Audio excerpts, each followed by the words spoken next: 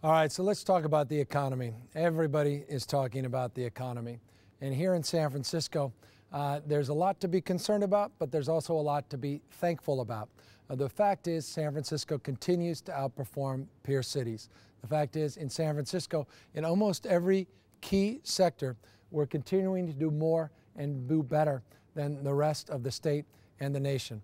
As a subset, unemployment in particular, this is a city that is outperforming the rest of the state. Unemployment in California has now reached 8.2%. In San Francisco, just 6%. Unemployment rate federally, as I speak, is 6.5%. So again, unemployment area, we are doing better than most, not better than all, but better than most as it relates to our current base. Now, that being said, we're not naive that things may be challenging or challenged in the upcoming months. In fact, we'll talk a lot about that in the upcoming slides, but we're making progress in terms of maintaining our status and continuing to recruit and retain businesses in San Francisco. And that is also exemplified by the office vacancy rate. It's one thing to talk about unemployment in relationship to recruiting businesses. It's another to put it in the context of not just payroll tax and payroll, but also in terms of occupancy rates. Take a look at this. The third quarter of 2003, we had 24% vacancy in San Francisco. Now, the third quarter, 2008, it's just over double digits at 10.5%. 24%. We've had 21 quarters of net absorption of office space. I can't predict or guarantee that that's going to continue, but this has been a remarkable run, as you can see by this slide. We have been able to do that by focusing on three key sectors of our economy. We focused on the clean tech area, the IT digital media side of our economic equation, and the biotech, life sciences, and nanotech side. You can see here we have advisory councils for all clean tech. We did tax credits. On the digital media, digital arts, we did this robust working group. And on the biotech side, we also did tax credits in addition to our robust outreach efforts. Since we started in 2004, take a look. 475 high-tech companies have committed over 5.3 million square feet of space in this city. We have seen Google, Salesforce.com, Adobe, Yahoo, and Cisco, Hotwire, Razorfish, all kinds of companies move into San Francisco. 475 high-tech companies since 2004. And you saw earlier this year, Google expand its footprint in San Francisco. Now they have over 600 people employed in the city and county at the old Gap building. We've also seen a lot of headquartered companies move into San Francisco. 53 headquartered companies, 160 non-headquartered companies that have moved in. Again, Google, Wikipedia, which is the Wikimedia Foundation, LucasArt, ILM and Lucas in the Presidio. Riverbed was one of the largest IPOs in the world, moved its headquarters into San Francisco.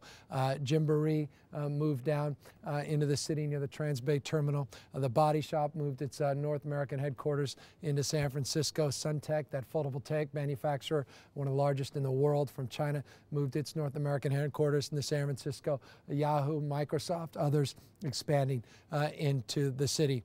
We've also seen, speaking of expanding, our population expands every day. Last year we had a record number of visitors in our city, 16.1 million visitors, spent $8.2 billion. That broke every record we've ever, since we've been taking these stats in terms of spending and in terms of visitors. 16.1, just think back, 2002 we had 13.7, $8.2 billion compared to 5.9 billion again in 2002, making real progress. You've seen the same thing in a subtext of that, or rather parenthetical to that, visitorship. Obviously an anchor is convention bookings, 925. I remember in 2004, that was a huge year. Now our convention bookings are 1,130, another record year. Can we sustain that into the new year with the economy the way it is? That is still a question mark. But the reality is the last 4 years and all the available data to this moment just bears out that we're again going to experience arguably another record year. Passenger volume at SFO, same stats, same trends, 29 million to 35, almost 36 million. Those numbers continue to increase, 22.1% in the last few years. International flights being a big part of that. Cathay Pacific, Aer Lingus now doing direct flights over to Ireland. Seen a lot of flights at United to Asia and China, Philippine Air, Air New Zealand, Air China, and others. Domestic flights, we got Virgin to locate their headquarters out at SFO. That was a big deal a year and a half ago. JetBlue immediately came to the city. Southwest Airlines came into the city. So domestic flights are starting to increase. When you get more domestic flights, more conventions, more visitors, well, what do you see? You see a hotel occupancy rate that continues to grow. Take a look at this. In 2003, 68%, 73%. We finally made some progress in 2004.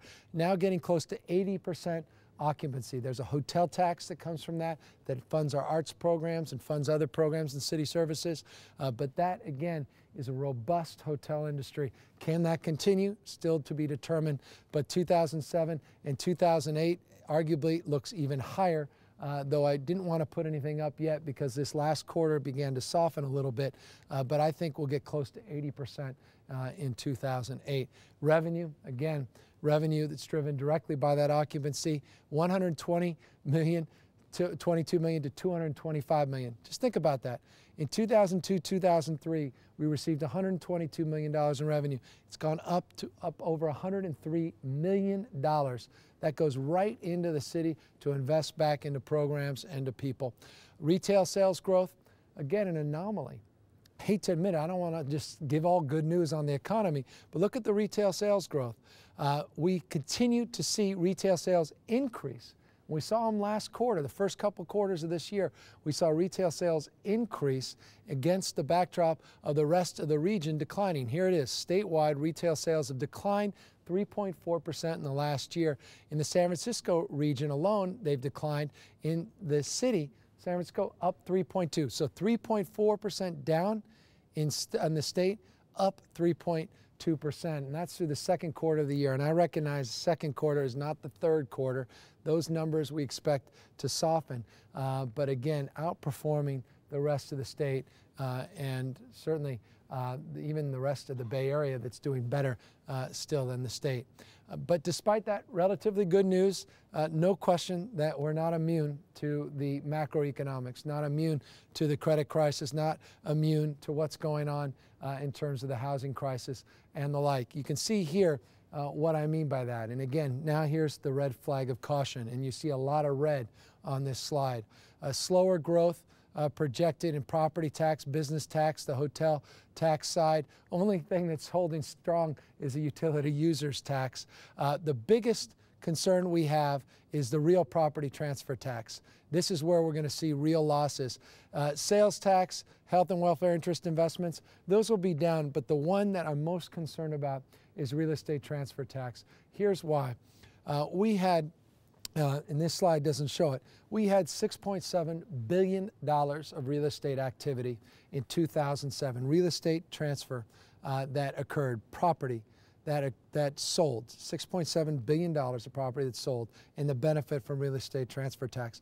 Through the end of September of this year, we've only experienced just north of $1 billion of real estate transfer, meaning 6.7 to a decline down to 1.1 billion. Now, unless we see a miracle, September, October, November, December, we're not, you're going to see a precipitous decline. That real estate transfer tax accordingly will decline. We thought it would drop a little bit. It's going to drop a lot. And so that creates the economic uncertainty that makes us very cautious about the budget we just passed. And that's why you'll see, and in fact, there's the commercial property transfer sales. You see the 6.7, 1.022, and that's through July. I've actually updated this through September. It's just shy of $1.1 billion, as I said. So you're talking about a 74% decline potentially if things continue. Again, this creates the conditions of uncertainty which create more pressure on our current budget. That means we have to augment the budget we just passed, and that's why we will be making some tough choices that I want to talk about in some of these in these upcoming slides. But let's talk about what we've done. You know, we knew things were going to slow down. We didn't know how aggressively they'd slow down, and we still don't. But in order not to dream of regretting, we've already established a hiring freeze. We've already begun to push down overtime. In fact, we initiated legislation that Supervisor Jake McGoldrick is carrying that limits overtime to 16% of regular hours for all employees. We've frozen discretionary bonuses. We've got furloughs that we're pushing. We're restricting out-of-town travel. Vehicle fleets are being reduced. Cell phone budgets, training budgets are declining, but strategically, because I don't think we are making a good investment by pulling all of our training investments, but some of them we are. We're reducing energy and water consumption. We're, again, just trying to be smarter about our current budget. We've initiated in that package of reforms, one of the most important, that's civil service reform. A couple years ago, I initiated civil service reform, which is basically the infrastructure, the sort of Bible that governs, the sort of constitution is a better phrase, or word that governs our city. We initiated recommendations, 47 of them. 38 have been completely done. We actually require performance reviews. We require satisfactory performance before people get promoted. We reduced the hiring, not firing times, but the hiring times from 6 months to 2 months.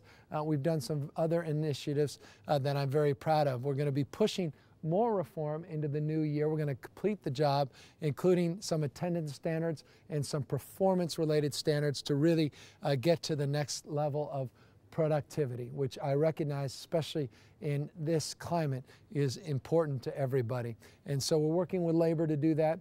Again, we've already proven we can do a lot. We can do a lot more coming into the new year. Consolidations and efficiency.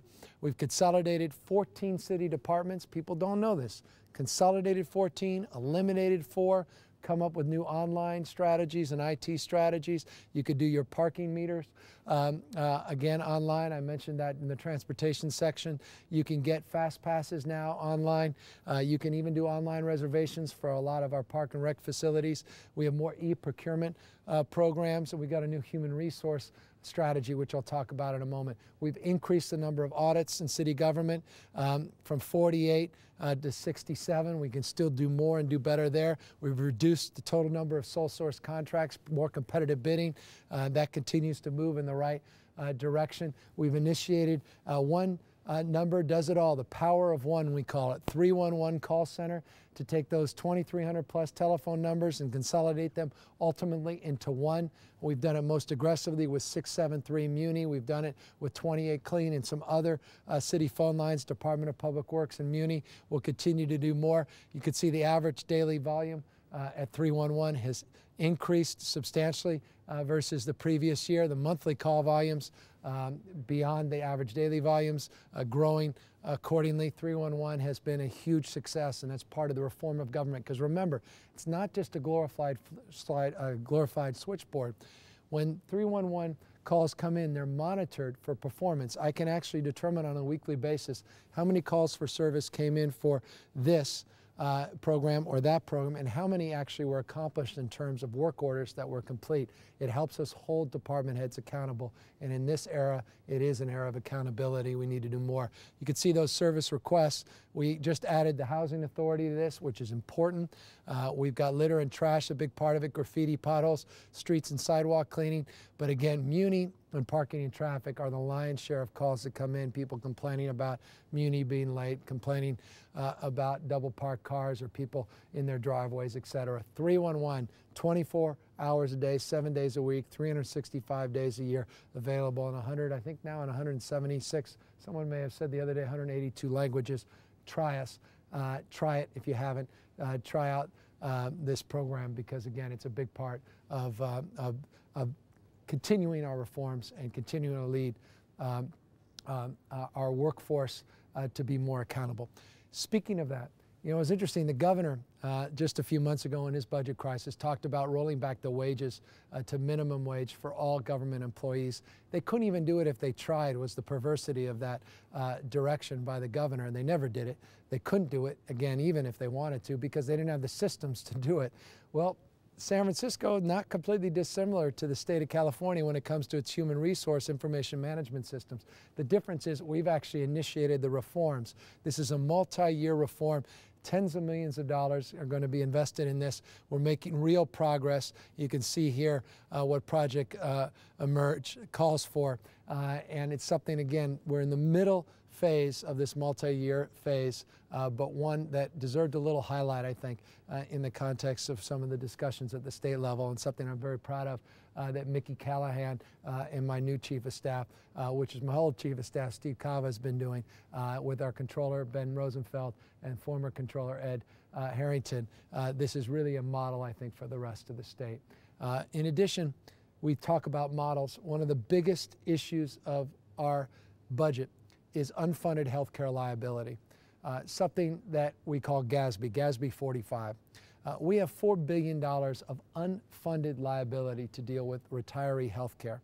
We've had healthcare costs in this state that in the last 7 years have increased 95.8%, nationally 78%. Now, we have to fund that for retirees. Well, how do you fund it? We don't have a healthcare account or a health fund account like we do our retirement accounts. We do an extraordinary job investing in people's pension and retirement in terms of their version of 401ks, in terms of their retirement benefits, but not their health care benefits. We finally reconciled this, and I want to thank Sean Ellsburn in particular on the Board of Supervisors for his steadfast support and his investment, Michaela Alioto-Pierre and others that also fought for this, to invest in what became an initiative, Proposition B, which I believe is the first in the state of California that pays now, or rather established the framework to pay into a new healthcare trust fund that now has been established for all new city employees. The next phase is to negotiate with active employees to pay down that $4 billion. But prospectively, this city has begun to tackle the issue of unfunded liability. Again, something that I'm not sure a lot of people know about that goes to the fiscal health of our city and goes to the management of our city. That is something that I'm very proud of and something that other cities and municipalities, I think, should take a look at. Something else that you should take a look at. You know, a lot of people talk about profligate ways of San Francisco, talk about growth of city government. Well, I hope they pause and reflect, and I admit these are Republican administrations, so it may not be the best example, but you have a Republican president and a Republican governor. Look how they've grown their budget since 03-04 into the 08-09 fiscal year. 6.1% in California, 7.3% at the federal level, just 5.2% in San Francisco, growing at a lower rate, our budget growth, than the state and federal average. And this incorporates last year's budget. And I think this is an important slide that goes to contradict a lot of the belief systems some people have about San Francisco and city government in terms of its fiscal management. You look at our rainy day reserves, the same thing. We had rainy day reserves that were very modest a number of years ago. Now look, all up over $100 million. In the last 3 years, consistently over $100 million. That's why our bond rating, in this climate, our bond rating just went up in San Francisco remarkably. Our bonds is now going up at a time when we need to invest in an economic stimulus. Now, why does that matter?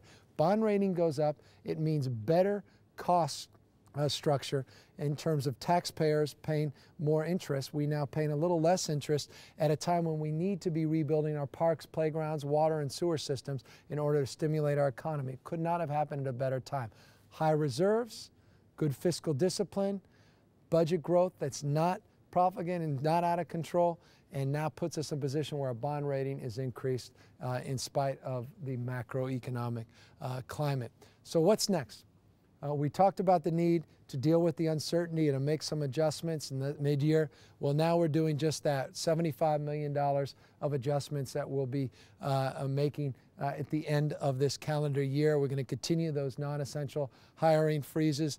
We're going to delay or eliminate some programs that have been funded but haven't actually spent the money, meaning we have a program that in the last fiscal year we set aside money, but they haven't gotten the program rolling. We're going to hold back that program in order to reduce the cost of government. We're going to freeze some capital investment, but we're going to be very strategic about that. I'm going to talk about that in a minute. And then we're going to look at other savings ideas that we've had in the past. All of these things coming down in the next few weeks in terms of addressing that shortfall.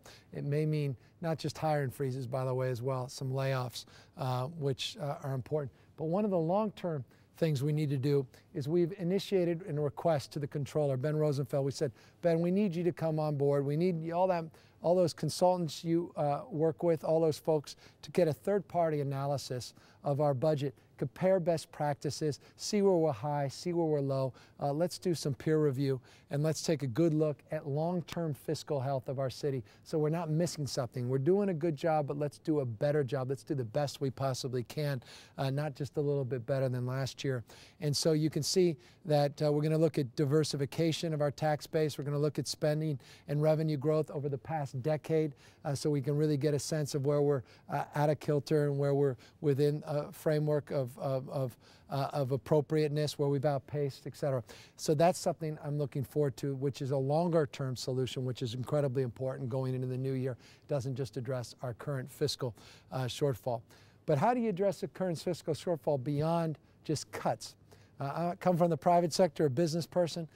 In the 17 or so businesses I've started, we always talk about growing the top line as we cut expenses so we can grow the bottom line. We've got to get more customers. We've got to create a stimulus. We can grow. It's not conditions that determine our fate. It's our decisions. And I think that's an important distinction. Decisions, not conditions, that determine outcomes, that determine our fate and future. So it's the decision to do more and do better, to come up with our own local stimulus plan that I think will pay great dividends. Accelerate capital spending, those dollars that we've identified. We have a $19.8 billion 10-year capital plan. $12.5 billion of that was supposed to be invested in the next 5 years. We've identified $5.3 billion that is identified money that we can accelerate in terms of expenditures and capital. We'll talk about that in a moment, about what specific projects, but that's the first thing we need to do. We need to keep our local dollars local. We need to invest back in the city and county of San Francisco. Let's not buy goods and services from outside the state, from outside this country, for that matter, even from outside the region. Let's invest our local dollars locally. Let's increase, though, foreign investment into the city. That's why we were in Shanghai just a couple weeks ago. That's why we opened up a new office in China. We'll talk about that and how we can get foreign investment into the city.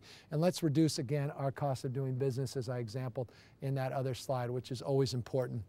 Accelerating capital programs. I just mentioned the $19.8 billion 10-year capital plan, the $5.3 billion that we've already identified in funding, water systems upgrade, airport improvements, new Terminal 2 out at the airport, San Francisco General Hospital, that $887.4 million Prop A bond that just passed, the Transbay Terminal, which we're going to kick off just in a couple of weeks here, and the HOPE SF, again, revitalizing, rebuilding public housing. We talked about that in the poverty section. We talked about Transbay in the transportation section. We talked about SF General Hospital in the health section. And we talked about the airport, or about to talk about it in more detail in the economic development section. Keeping dollars local, let me amplify a little bit more on that. Leveraging our purchasing power to create more jobs through our workforce training programs. We want to focus tourism more locally. Just the other day we kicked off, first time in 103 years, we actually lit up Market Street with some holiday lighting. Hadn't done it in 103 years. The reason we did it is we want to remind people of San Francisco, the new Bloomingdale's, the new Barney's, the new De Beers, the new Prada store, the new Gucci store, the new Nordstrom's facility, the whole investment that has been made over the last 4 years, really coming together, a constellation of things coming together to make our shopping district in Union Square truly world class. You don't need to go to New York. You don't need to travel to other parts of the country to get one of the best shopping experiences anywhere in the world. And I don't exaggerate, in the world. So we wanted to market that, and we don't want to just market it to New Yorkers or to folks in Chicago, or for that matter around the world. We also want to market Union Square to the region. So again, it's tourism, focusing on our partners and friends and family members throughout the Bay Area and Northern California to get them into San Francisco. We're creating a new tourist improvement district. This is something Jen Matz and my Mayor's Office of Economic and Workforce Development has been working on a year. Joe D'Alessandro at the Convention and Visitors Bureau, all just done a great job to create this new framework to create a tourist improvement district where we're actually going to have the hotels tax themselves so that they can put money back in the Convention and Visitors Bureau by notably focusing on the Moscone Center improvements and the deferred maintenance in our convention facilities so we can attract more conventions and maintain our status as a leading edge convention city with a series of improvements, as well as promote the area in and around Yerba Buena, in and around the Union Square area, have more marketing dollars for the Convention and Visitors Bureau. This is another important part of that solution. And to expand our neighborhood marketplace initiatives, to expand investment into our commercial corridors in the diverse neighborhoods of our city. What makes this city great is it's one of the most diverse cities in the most diverse region in the world's most diverse democracy. It's the cultural competency, that anchor that is defined by each and every neighborhood looking a little bit differently because people from around the world have come to those neighborhoods to commit themselves to raising a family and opening up new businesses. It's that anchor that makes these neighborhoods special and unique. Think Chinatown, think parts of the Mission, think parts of Bayview Hunters Point where there's an identity, Japantown, an identity. We want to continue to invest in the unique character of our districts and neighborhoods. That's the idea of this expanded marketplace initiative. Again, Shop Local campaign, San Francisco being a convener to getting investment into the city. That foreign investment, again, speaking of convening, putting San Francisco again in people's minds as that global gateway 24-hour city. That's why we opened up that office in Shanghai. We're opening up an office out here, a China desk in San Francisco that will mirror the China desk in Shanghai.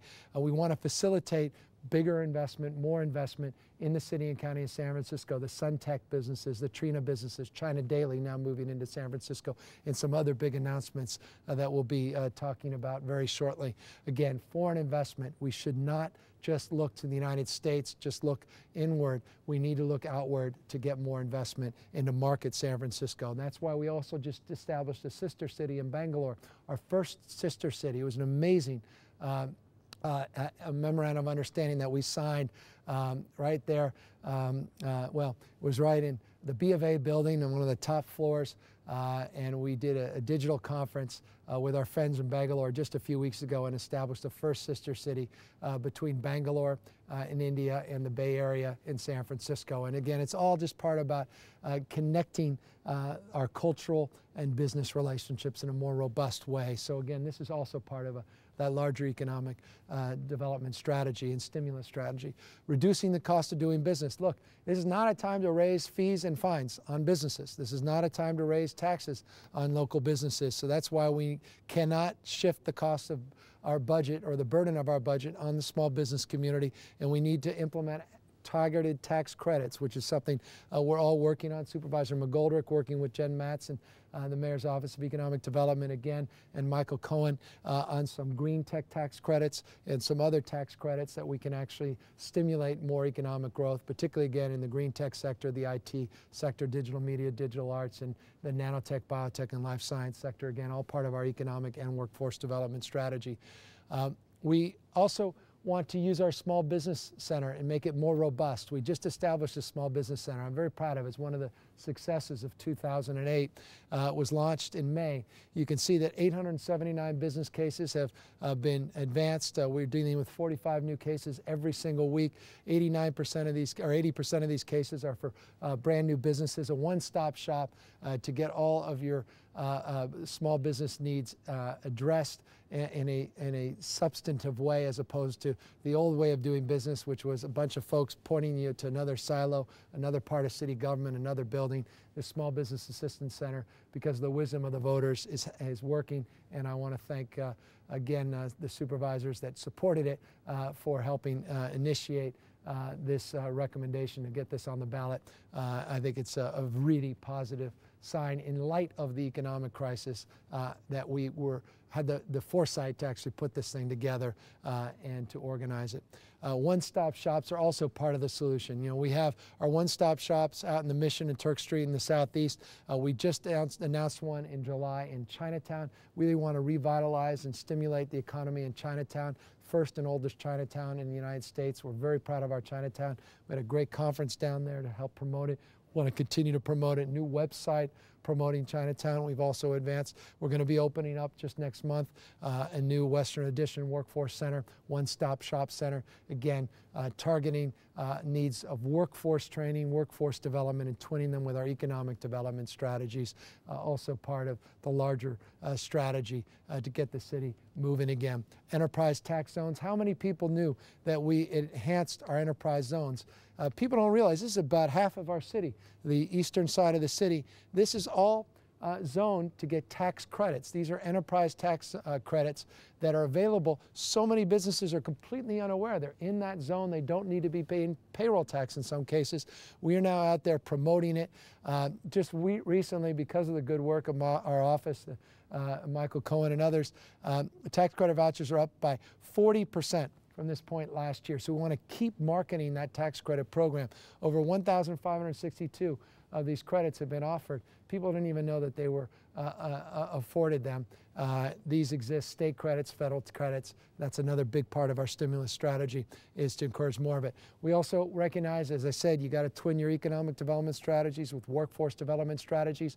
And one of the things we've been doing the last couple of years, again, Board of Supervisors support and the great team over there at my Economic and Workforce Development Office.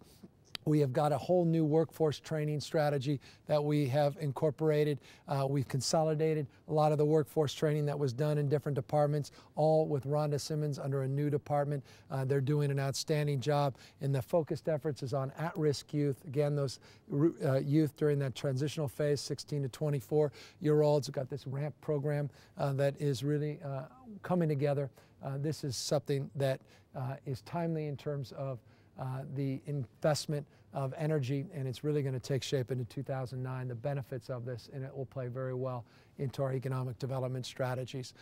Those strategies incorporate San Francisco State University, the Bridge to Biotech programs at City College. Again, the partnerships, you know, you've got partnerships with Genentech in our public schools and others that are actually doing real work in our public schools and workforce training programs. We want to continue to build on them. And nowhere is it more important than City Build Academy, which Supervisor Maxwell, among others, should be very proud of, is just a model for green-collar job development, a model for workforce training programs, a model to focus on those most at risk, most in need, and giving them the opportunity and tools to succeed in a competitive environment.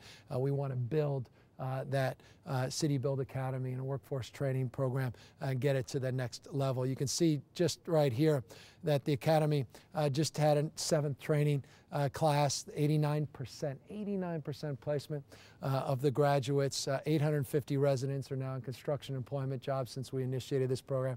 Thank you, Supervisor Maxwell. I'm so proud of this. We worked together. We worked hard on this. It's really a model program. And as I said, the next phase is going to be on green-collar jobs. Federal advocacy, continue to support. I talked about Doyle Drive in the transportation section and the Central Subway in the transportation section. Still need more federal support. We're going to continue to do that. Public housing, we need more federal support. Renewable energy technologies, that's the WAVE and tidal and the alternative energy strategies and biodiesel alternative fuels. Food stamps and Medicaid assistance, job training. All these areas are part of our narrative of advocacy on an annual basis with Speaker Nancy Pelosi and with our friends up at the state of California, the new Pro Tem Darrell Steinberg and Karen Bass, the new Assembly Speaker. We'll continue to do our best to secure funding. It's great to have a Speaker of the House as your representative federally. It's great to have a Democratic Congress and a Democratic President, and it's great to have friends in Sacramento. So a big part of our efforts will be federal as well as state advocacy to keep this economy moving. So all told, I think the city, under the circumstances, is doing remarkably well, but the past does not equal the future. And what got us as far as we've gotten doesn't necessarily mean it will get us through this difficult time. And that's why I wanted to give you a good frame of where we've been what we've done, where we're going, and what we need to do in order to get through this. And I'm confident that San Francisco will continue to outpace the rest of the state and the nation and continue to lead by example. But we've got a lot of work to do under very trying and difficult circumstances, and we want to make sure that whatever we do with our budget, that we're there for those most in need. And I know that's going to be a difficult thing to prove. It's an easy thing to assert, but it's something in the next budget cycle that we're absolutely committed to.